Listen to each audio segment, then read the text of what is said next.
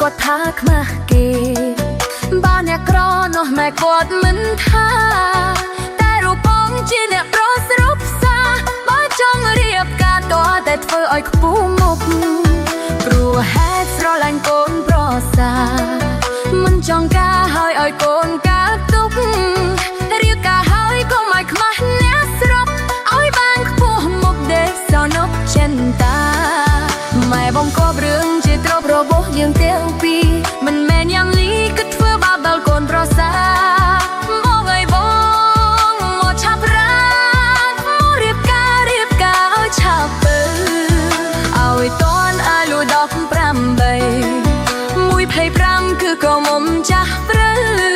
ការមិនទាន់បានប៉ុន្មានសោកស្កើមុខជាផ្លូវใจជារឿងយើងលែងបាន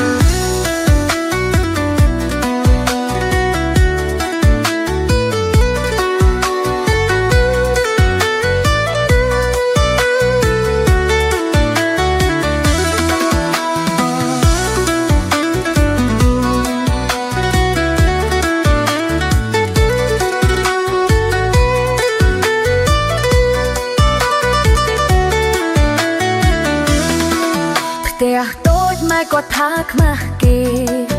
បើអ្នកក្រនោះម៉ែគាត់មិនថាតែរូបបងជាអ្នកប្រស្រុកផ្សាបើចង់រៀបការតតែធ្វើឲ្យខ្ពស់មុខ